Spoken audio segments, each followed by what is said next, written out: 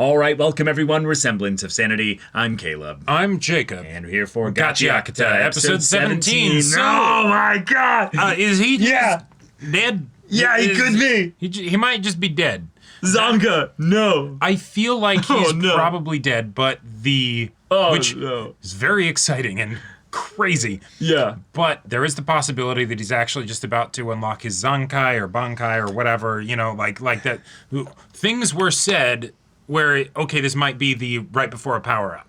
Sure, it's very likely, but also it's also very likely that it goes another direction. If that is the case, that will probably be clear within about 60 seconds of the episode. Maybe we're just in that coin toss territory of what kind of shonen is this? Right, because if he's dead, that is a turning point. That is a turning point for sure. This is like this show has very much reminded us at times that it's dark and it's willing to take things dark directions in a way that is not just like strong, like with the writing standpoint, but also like it's not half-assing it, like it's committing. Right. Yes. It's not just baiting us, it's actually following through with it. And if Zanka is dead, I am very curious what's going to happen in all of the other fights, because they have been surprisingly limited on the violence.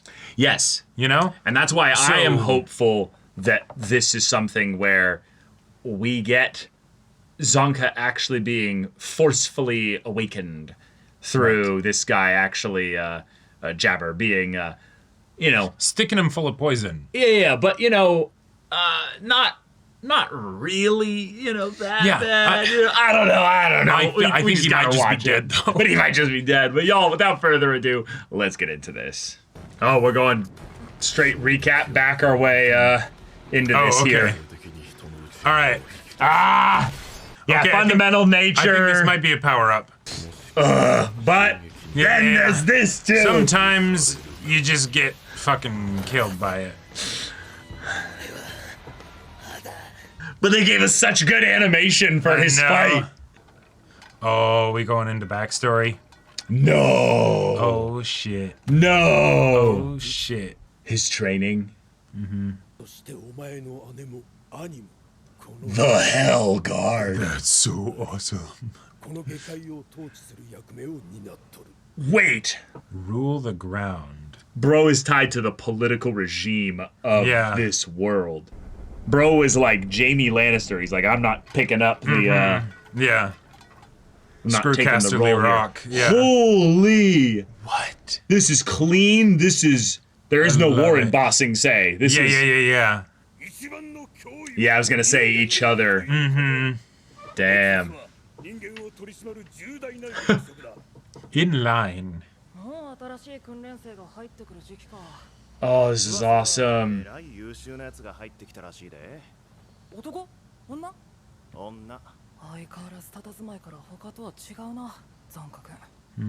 Heritage, basically. Yeah, okay.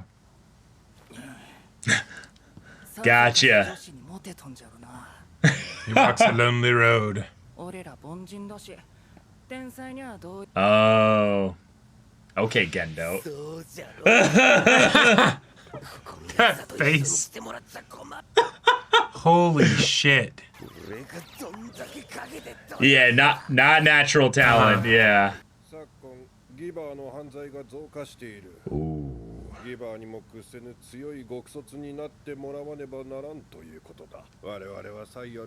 Wait, is part of this to see what rises to the surface through the process here? The new girl? What? Okay, Edge Runners. Yeah. Is this his sister, though? No, grew up in the slums. This is the actual natural talent. The fact that you weren't a natural talent got outed. Revealed there, yeah. Golden Throne. Ooh. I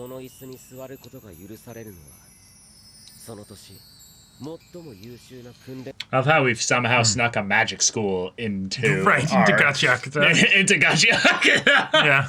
It's in the backstory, baby. Memories of a Mediocrity, so even the title doesn't reveal whether he lives or dies. No!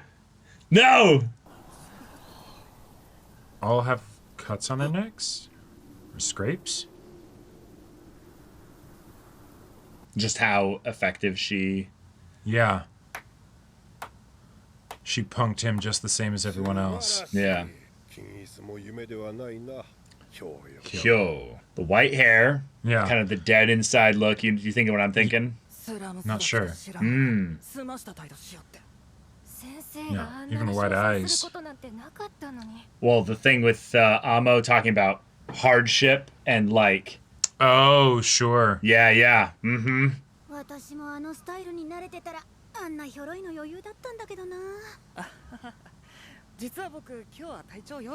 Everyone making the excuses. Right.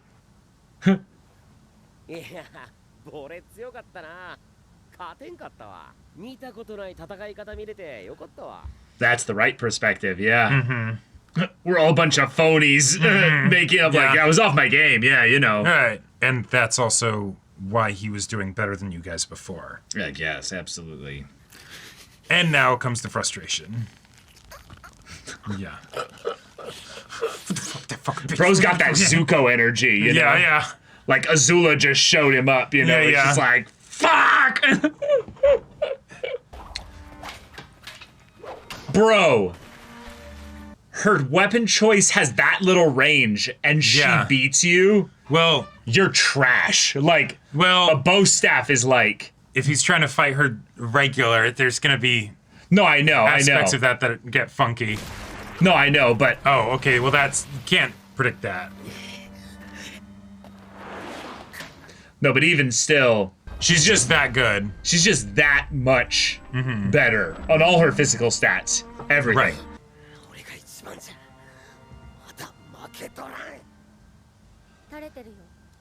Oh. Oh, that's not my nose. That's my whole face. Yeah, that's my head.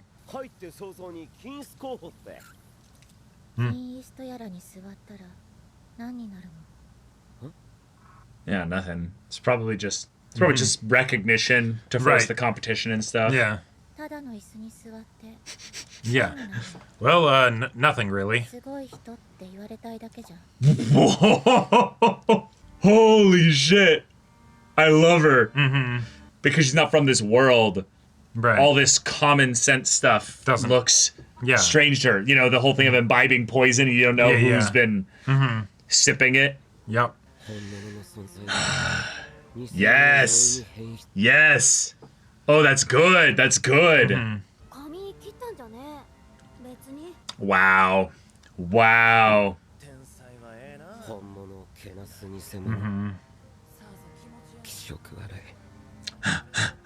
But it's hard not to have some of those feelings, right, Zanka? Right. Oh. Yeah, what your instrument will be.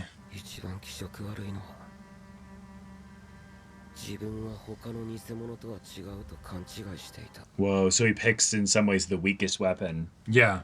To prove that it is actually my strength. It's not just what weapon I chose, Wait, that voice. Is that Engine? It's Engine, yeah! Oh, yeah. Wait. Wait. Oh my god. He is literally in the pits of despair. Yeah, he is full pouting. Dude.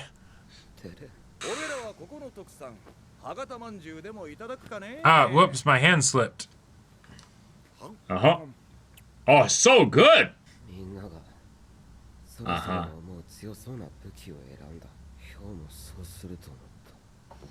Bro's like, I'm not like everyone else. I picked an off-meta character because I'm actually good at this game. Oh my god. It's not... Yeah.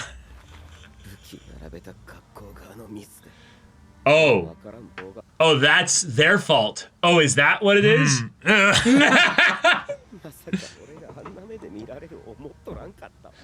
Right, there's an actual spear there. Like, right. Oh. She picked a goddamn katana.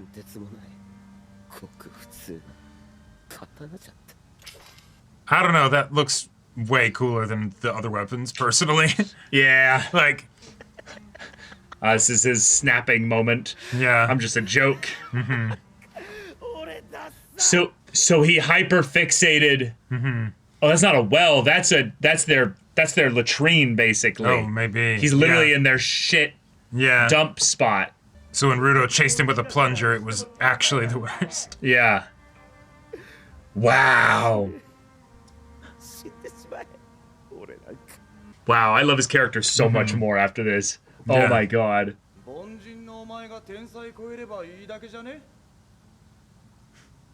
What? Huh? Huh? What? Right.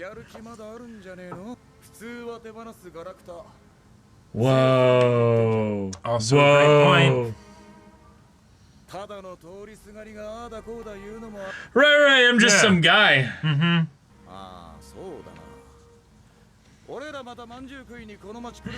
Yeah, if you figured things out by then.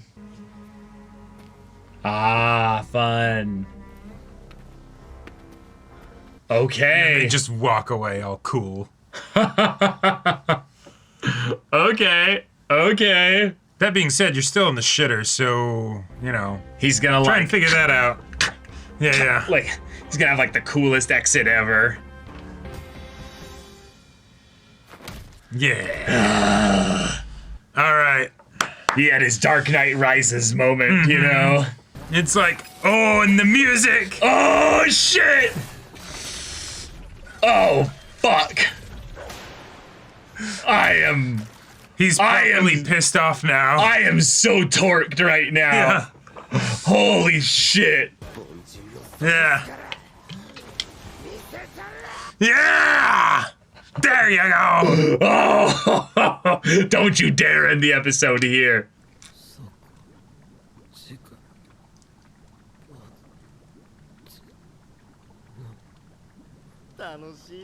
Oh, that was what he believed he could do. Holy shit. Bro is Fortnite dancing, on him. That you can't just emote on him. That's oh my god. So disrespectful. They are being so on the nose with this. Yeah. You even get to be taunted with shitty puns. Bro's still like bopping to his own beat. Wait. Yeah, that still hurts. Yeah. Damn. He could if you like helped him out, maybe, you know, like. No, I don't think he's the type to do that. What?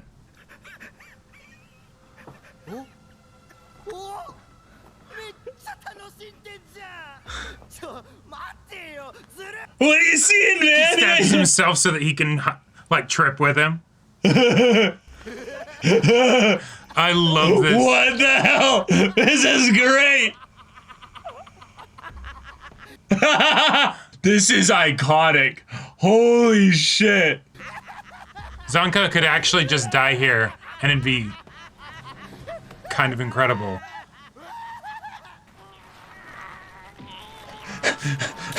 Right. One that wasn't given anybody to fight. Right.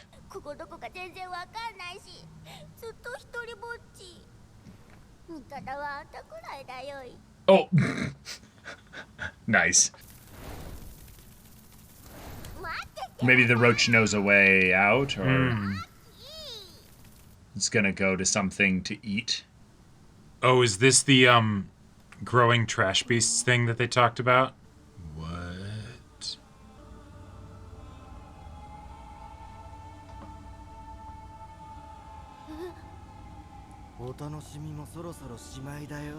Oh, I love it. I love it so much. My brain is firing right now.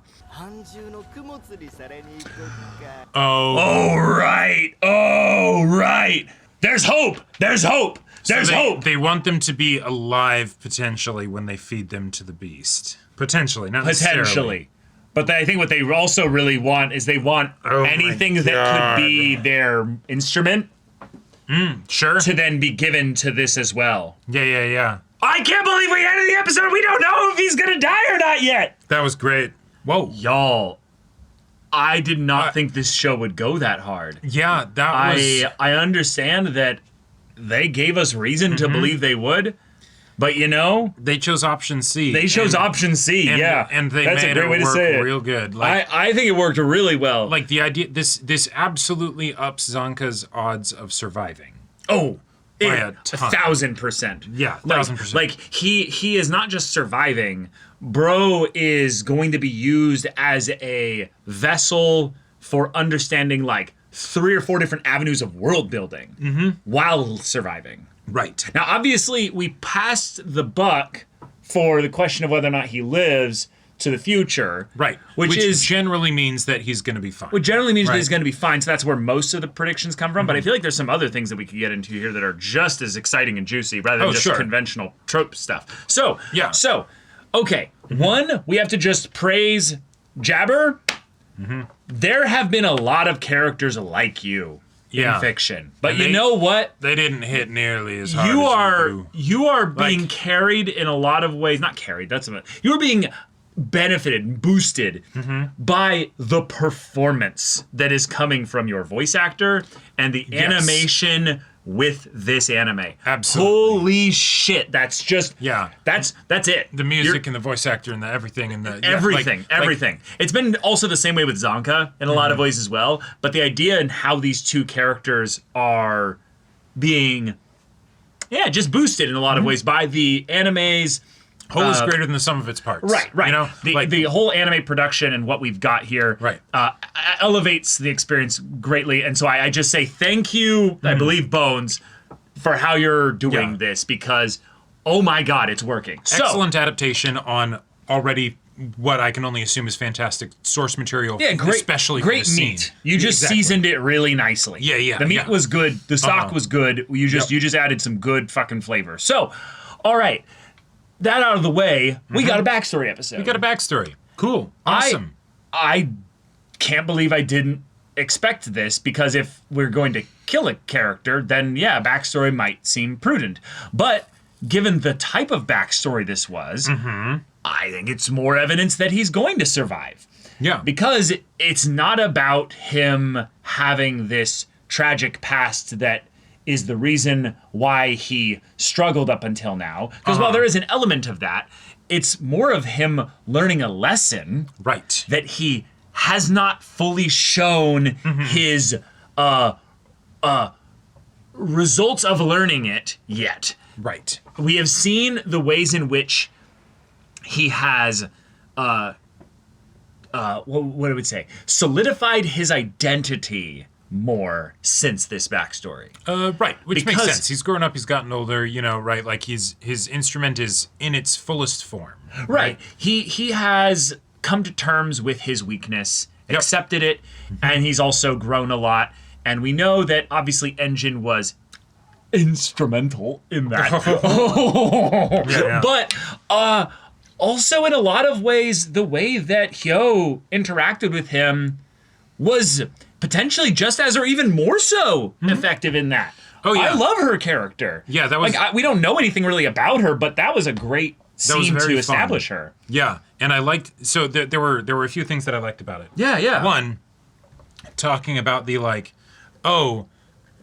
she comes from nothing, but then she actually is the specialist person of them all, right? In the, she clearly is naturally very gifted. It's not to the point where she just has white hair. She has white goddamn eyes, right? Like this is the most hey, here's spot the main character, there they are, right? Or spot the second main character a la Killua kind of, exactly. archetype. Yeah. And then the idea that she shows up trashes the whole class, and so he had been making people think that he was a natural born talent when, hey, it's actually just a shit ton of hard work, which I love that so quickly he then starts to believe that means she is natural born talent, which is likely what it is. You don't do the white hair and the white eyes without, right? Like, well, we did bring up the hard work talent conversation in that he was laughing in the faces of all the other people,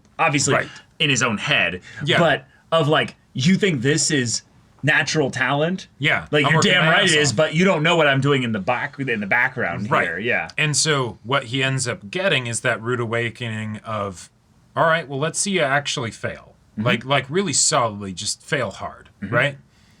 How do you respond to that? Yeah. Because that is, like, if I were to normally say, okay, some person from the streets comes in and rinses a bunch of people that have been training probably since very young to fight and well, with all the technical, all that, right? Right. I would generally say that it's the person scrappier, and so the people who are doing the technical stuff and had the upbringing didn't actually learn things nearly as well as they should have. Right. And so it breaks down. Right. It's the difference between street fighting and learning a martial art. Right. And martial art is not going to necessarily help you in a street fight because you're not trying to fight honorably or with respect or expecting a move. It could just be they're 40 pounds heavier than you and they just hit you, or they are just done. More familiar being in those situations where it's life or death or something, and so it's all right, you panic that little bit, right? And so the thing that the first guy said that was his excuse, very well, is probably right on some level of the, she threw me off, basically. Yeah, that is not something that means that she isn't better than you. She is, and you need to get better. And in fact, you know how you can get better, because if you basically reinforce what you actually know, then you won't let her throw you off, and then, oh, hey, maybe you'll do what you were supposed to be able to do, right? Right. Now, she's probably also just faster, stronger, has better reaction times, wiser, and all those other things. We've got anime level, super speed and strength. All people are not created equal. You could just have someone who has super strength, and that's... Yep. I mean, we have givers in this world. We know that... Right. Yeah. Right. Yeah. I did love the idea that she was beating them with a knife because, during training, not necessarily using the same tools, that could absolutely get into something where it almost felt like, is this going to be her just being that good? Absolutely. Yes. Is it also something where maybe she looked at the meta of what they were doing and basically is like, you're not accounting for these other things, right? I don't think so. Yeah. I think what she was basically going for is, I'm going to pick the thing that obstructs my body the least. Sure. I'm going to pick the smallest thing because basically I just don't want to have something unwieldy because I'm going to be fast enough.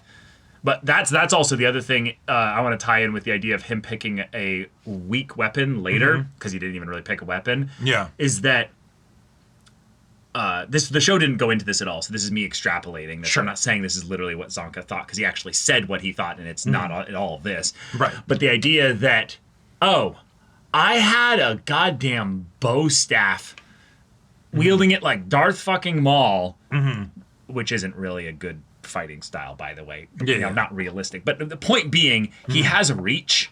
Yep. He should not lose against another human being if he has a weapon with that much reach. Yeah. Like, he literally should not lose. As the fencer know if someone is, just... So the way it would work, basically, is he should win.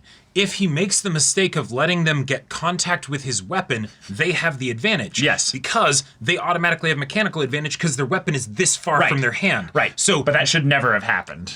Right. If he knows anything of how to use his weapon. He just doesn't let them reach him, because also, if you have a weapon that's this big, you have to do big wrist movements to move it. Yeah, channel some Hyoga stuff and right. Just spin it, or just if you relax your fingers, then it tilts down. But because your end of your weapon is way out here, it tilts down a lot. Oh right? Yeah, and so you can go around someone's weapon real easily. But if they make contact with your weapon, they win the engagement because it's shorter, right? It's stronger. Right, but also the idea that we're in anime stuff here, where not just the sharp end of the weapon is a weapon here. Oh, yeah. So he could actually, do something on the back end, theoretically. Sure. So the fact that she beat you like that was something where I was thinking, oh, shit. He goes for this to make the point of, she skunked me with basically not even a real weapon, like a little pocket knife. Yeah. So I'm going to showcase to everyone else that I'm legit, because I'm going to take the shittiest thing here. Yeah. And it's like, bro, no. Where do you just want people to look up to you because of some ego stuff or what have you? And I love that. Aren't we in a world with trash monsters and stuff? Have you been sitting on your little feather pillow too long to realize why we're training this stuff here? Right. This isn't about fame. This is about survival. Yeah. This is about if you end up having someone with a katana come after you and you've got your goddamn plunger, no, the katana's gonna win. Yeah, it very much feels like it could also be that whole thing of like, you have the historical accounts of the knights that are trained since a young age to be a weapon of war, right? Yes. And then they get into their first actual battle and they panic or they freak out or whatever, right? Because that hasn't been a thing that they've had to deal with. They didn't train before. that as much, right? Because they were all noble pansies. You can never know what's going to happen when suddenly rubber meets the road and oh my god, I might die. Whereas maybe this person already had to do that, and so it's the okay, cool. Oh, we definitely know they had to do that. Yeah, right. They grew up in the slums and all that stuff, and so that is something they have that you do not, right? And so, but when that happens, he's still holding on to his pride of the I got humiliated, and that hasn't happened to me before. It's certainly not in this way. I'm upset. And then she says the most natural thing ever of the wait, why? But why does that bother you? When you sit in the chair, what actually happens? And he's like, do you like get something? Right. Like, and the thing is, theoretically, it could. Right? I just love that it's like, but like, really, what do you get? Like, do you get money, or like, do people have to listen to you now, or like what actually happens? And he's like, he didn't have an answer for that. So either actually nothing happens and it's just this is how we reward you and it's notoriety and it feels good, or he thought of the things that you do get and he's like, yeah, that shit doesn't really matter. No, it doesn't. Right? Like, it's both, I think, honestly. Probably. Yeah. But yeah, we got to see Zanka's family kind of presence in this regard. We got introduced to the idea of the Hellguard, the idea that there's a ruling body of sorts that governs the ground. Yep. Makes sense. But then the idea that they have kind of their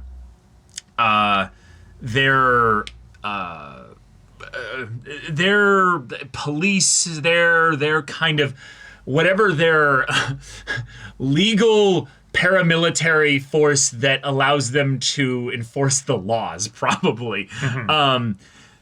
Cool. Hellguard is a fun name. Yeah. But the idea that the way that they train them is, there's a bunch of threats out there, so we need you to be ready for them. But the one that's really the most dangerous is your fellow man. So we're going to have you all compete with each other, right, in order to basically reinforce that. So some of you won't end up being Hellguard because we can't just take everybody.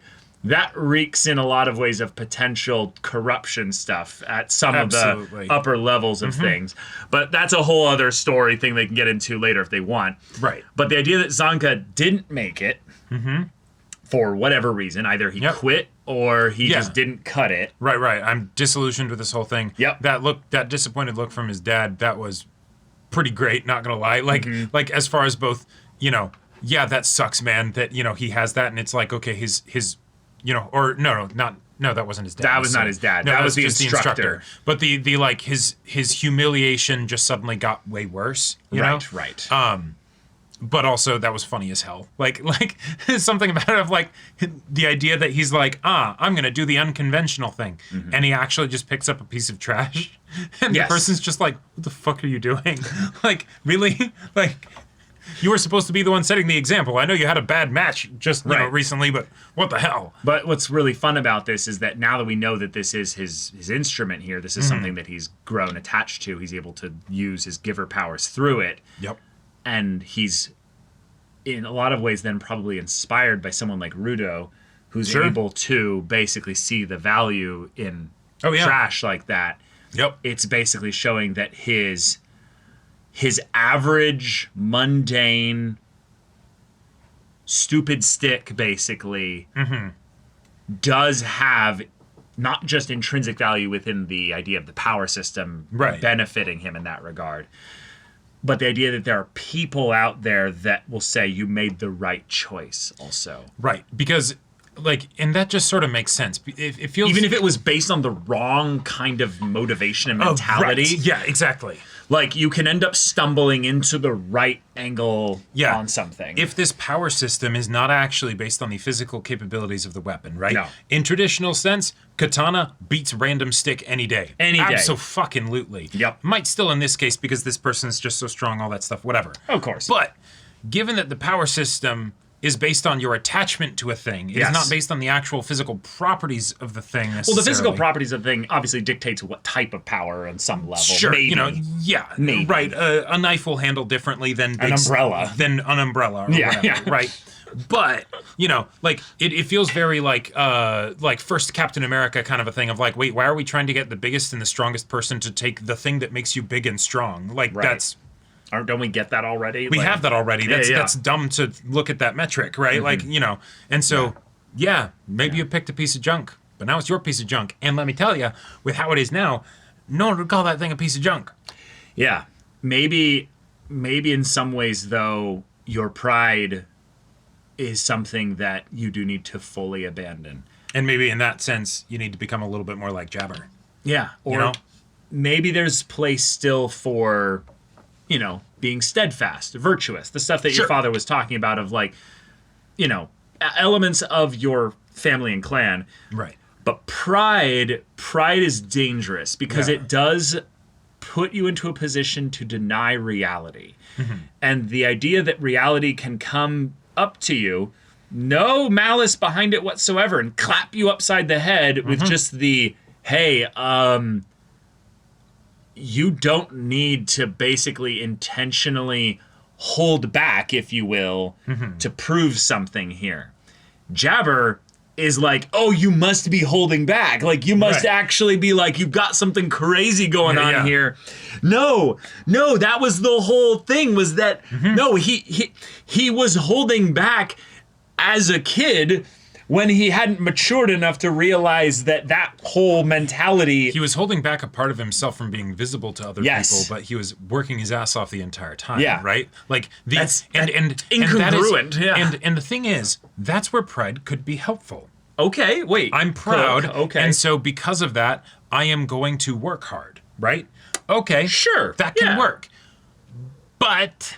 what happens then when the pride gets smacked? Yeah. Right? What happens when you get flicked in the balls and you're like, ooh, I felt that, you know? That's what you need. And that's why Jabber is looking at you expecting a Bankai, right? Because he's like, oh shit, all right, yeah, but keep now, it going, so let's, follow the white rabbit, man. Oh, okay, all right, if we're just gonna... All right, I was hoping I'd get more out of you, but if we're just going to have a great laugh together, that's fine. Hey, you know what? I'll take it, man. I'll go feed you to the monster now. Yeah. Because holy shit. Yeah. That egg with the severed hands attached to weapons. Fused to the thing. Yep. Dope visuals. Yes. Yes. 1,000 times yes. My favorite thing about the world building in this show is how much it feels like there's a core fundamental principle that's hard world building attached to the magic system and everything about this. Yeah. And it's just on the other side of the character's understanding or limited understanding of the magic system that governs all of this. And it feels to me in a lot of ways like some of the best like world building from like fantasy writers like Brandon Sanderson and stuff, where it's like, right, everyone is interacting with the magic system on this external thing there without really knowing the core fundamental principles of it. Right, because it's a funky, weird magic system and it's hard to... it's so different from person to person that getting concrete stuff is tricky. I kind of don't follow with what you're saying here. What I'm saying more so is that everyone knows it works in this specific way, but the reason why it works in that specific way isn't something that they really know about. Yeah, exactly. It's the idea that when you look at hard magic systems, usually it's because the inside has something a little bit softer and gooey and chewy and something like that. Like it's got a hard core, but there's usually some kind of way in which it breaks, but it's only broken to you because you don't see the true hard one statement fulfills all the Want to unpack this a little more? Yeah. So in a fully 100% hard magic system, specific concrete action yields specific concrete results. Right, science. Right. Well, no, it doesn't, because it could be fantastical stuff in the world or whatever. But using the example of the One Ring, you put it on, you become invisible. Right. that's how it works. Yes. It's not you put it on and then something happens that's tuned to you as an individual, right? That's, kind of different. Not talking about the books where it is a bit more like that. But, so in this situation, they have a partial hard magic system. Yes. You give value to thing, because you care about it, thing does cool shit, right? Like, that's, all right, we can understand that, we can track with that. We can cultivate that. Right. That part is hard. Right. In that, it does work for everybody that has the ability to do that. But we don't know what the thing is exactly that will happen, right? We know that something will happen, but we don't necessarily know what, right? And so what it seems like we have here is we have something where our antagonists are actually experimenting with that system. They also don't necessarily know exactly what will happen, but they're messing with the inputs since those are the concrete things they can control. Right. And then they're seeing what comes out of the mystery box. And because they're at that kind of level, it's only, God only knows. It's only guesswork of what the inner machinations of the machine are that make it so that those things happen. Well, right. So I think we know a little bit in the objects themselves dissolve into stuff when they are done. When they get broken up, when Rudo uses them to their utmost, when the garbage beasts the very concept of dissolve it is and destroy. Yeah. But they all basically destroy and dissolve the same way, which to me means that at the base material level, it's all the same shit. Yeah. At some point, we're all playing with the same... Yeah, exactly. The anima and all of that is governed by one underlying principle. And whatever that is, they're sticking stuff with anima in the other stuff with anima, and they're like, what the fuck is going to happen? They're doing some Frankenstein shit. Well, it reminds me of the instrument stuck to the beast that they fought earlier on in the season. Oh, no, yeah. It's the exact same principle. And is the idea of having the hand still attached to the thing so that way, like, these are vital instruments. They're still being wielded. They're still being wielded by the person effectively, even though the person that would care about the thing is dead. But, like, okay, there's enough of that. But does the object know that? Yeah, exactly. Does it just detect that the hand is still there, even if there isn't a brain to pilot the hand, right? Well, right, because we don't know what the soul is in this story. Right. But we can assume some things because, people get, and then they fight better, but... Oh, yeah, but just the idea of, like, if the way we value and cherish things has a manifest physical response in reality. You mean an anima festive? Yeah, exactly. That effectively is, on some level, brainwaves turn into, shit happening. Right. But we don't know that. Like, that's what makes sense, but... Right. That's... We don't know if that's something where then it changes your body in such a way so that it aligns and synergizes with the energy of this other thing, or you're stuffing some of your own soul and life essence into this other thing that will then continue to exist there after you're dead. I was going to say, we haven't seen a giver die yet. Sure. Yeah, I'm just saying, man. This show is tantalizing us with Maiden Abyss level stuff here, and we could have goo packs of givers. Right, they're trying to make an Elden Ring boss, and fuse all the different weapons and arms and stuff onto this thing, and so they're like, all right, cool, we'll kidnap Rudo, he'll come in, if other people come after him and they manage to come in, great, awesome, more sacrifices for the blood god or whatever. Yeah, but I love also the idea that because these arms and hands are from dead corpses basically, the idea of nailing them to the weapons, rigor mortis is a thing. Like, you wouldn't necessarily need to do this unless there's some other weird shit potentially going on. Well, I mean, the way I think... Because these are fresh. Like, these are not that old. Like, they've not been there that long. So that is true. They're, Hell, it might even be something... Oh, this would be funky. What? What if they've got a bunch of living people with arms cut off? Because they need the soul to stay attached to the thing... And because the hands are still on the thing, they're still being wielded. Are alive the people are alive somewhere, and so they've got some fucked up farm, right? They've got some fucked up farm where they keep these people alive so that we the talked about attunement can human be trafficking in the story and all that, so that's very on the table. Yes. Yep. And so then it's all right, cool. Shit. You know, as long as they're alive, these things are still able to be what wielded is by the this trash soul's beast that we make. Living? How does a soul live? You know? Right. Yeah. Yeah. I'll just say this episode hit on so many great levels of what the show is already doing well. Yep. That I just really like this combination of materials in the recipe. Oh yeah. I don't know what it is, but I'm like I'm in. Just the backstory and the awesome jabber laughter and stuff with, you know, Zanka in the present. That would be plenty for an episode.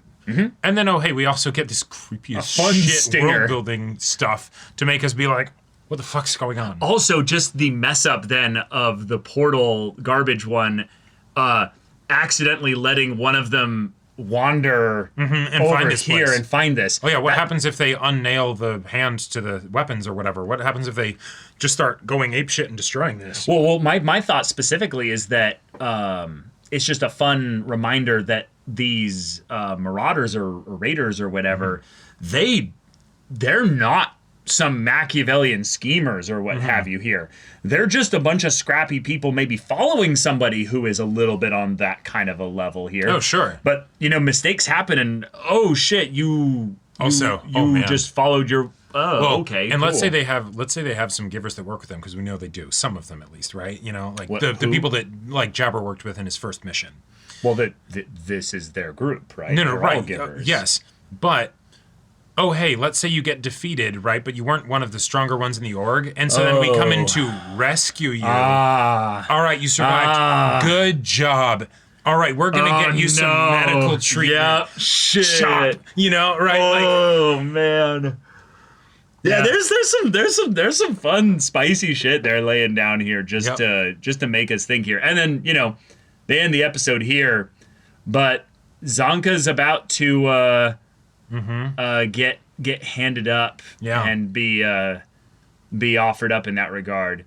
So my thought, I want to go on my other cooking thing here because we have another character with white hair and very odd kind of inhuman appearance with regards to like white eyes as opposed to like Rudo's red eyes here. Going through a tough situation in a way that led to them being very strong within this world system. They win because they are built different, basically. Oh, right. But it's, if you will, it's environmental building. It's the idea that they are a product of their environment. We don't know if there's anything specifically intrinsic within them that comes from that. Right. Is this some Will of D thing or something? Well, you know? No. I'm wanting to bring up the idea that Amo brought up the idea of like the void, the wound, the thing inside somebody that gives them the opportunity to connect with the special armor stuff. Yes. But maybe that's the point, is that if someone from a standpoint of a giver is someone that gives value to something, if a human being could open themselves up to receive value, if they themselves can become the weapon or the tool that could be utilized or manipulated by someone else that's basically manufactured this person to be someone that takes and their given anima. I can't remember if this was something that we've ever talked about in the wackier parts of our discussions for this show yet. But this feels like it's apropos to bring up the age-old D&D debate. If someone dies, do they become an object? Yes, is their corpse an object, right? Yes, they do. And so if that's the case, could you have a corpse become a vital instrument, right? Yes. Could you have those hands be a vital instrument? Does Rohan, when he goes on those dates, or Kira... Kira Yoshikage Kira. Does, you know, are those hands his vital instruments effectively? Yes, they are. Yeah. And so if that's the case, is it truly limited to it being an inanimate object? It was never limited to being an inanimate object. Right. That just seems more like the kinds of things that they would do, and it feels... Well, it's because regular, normal fucking human beings don't own people. Corpses or own people. Right. Yeah. But no, we had literally Amo being in a lot of ways used in that way by Mother. Yep. But and so I think what the story is trying to bring up is from a thematic perspective. People do this all the time on a subconscious level, Right. but need to take, in a lot of ways, extra care. And that's why Rudo is the main character, because he gives empathy consciously with great effort of his own to things that people would have zero connection to, to draw the disparity between the lack of empathy people give to people, just to people in general, who deserve, but at the bare minimum, some empathy. Right. And at what point does thematic parallels turn into literal aspects of the world it's building? It's already 100% in the world building. Absolutely, with the rules that are established thus far, it's not a stretch to have it go into territories of like, because Regto loved Rudo, Rudo became stronger, right? Or because, character learns self-love and they get stronger or something, right? Could you be your own vital instrument? Father abandons you in a specific way and does horrible things, leading you to then be abused by the society. If you have self-hatred and don't value yourself, does that also have an effect? Well, right? we know it does. That's literally what Amma was talking about. It leaves a wound inside of you. Yeah. And now we have a people that go around with like angel wings and other stuff, almost literally exploiting that. Now, whether that's a convenient, we found somebody that would be very useful, or manufactured and cultivated, we now know that there's some aspect of this where people are cultivating something not necessarily exactly that, but a form of that within the magic system. And so then it's the question of, okay, how far does this actually go? Because it's gotta go far, because man. It's absolutely going to go far. Because we started already with just Soul Eater objects. Basically. No, totally. Like that's kind of where we're at. But that doesn't already. mean it has to go to the. If there is a logical extreme, that doesn't mean that the show needs to go into that as being actually the case here, right? No. Like the whole idea that people are using actual inanimate objects as vital instruments, versus people or whatever, right? Like, where do the fuzzy things become clearer? Or right. I think that it's being confirmed though through Amo's arc. That was the point of her story. Yeah, they're giving us world building with every arc. Right, every arc for sure. But I would say Amo's leapt directly into this territory and used very evocative, painful storytelling to make sure that it landed for us. Right. Now we're going to the more traditional kind of rival team conflict storyline, which is going to have some repetition to, make sure that it's, proper foreshadowing is repeated. That is just a good storytelling reminder. If it's just a thing that happens once, that's less foreshadowing and more like future proofing, so that you can say I had the idea the whole time. Right. So if we're going to dabble a tiny bit into it with having this weird egg with weapons shoved into it. Oh yeah. Oh, I'm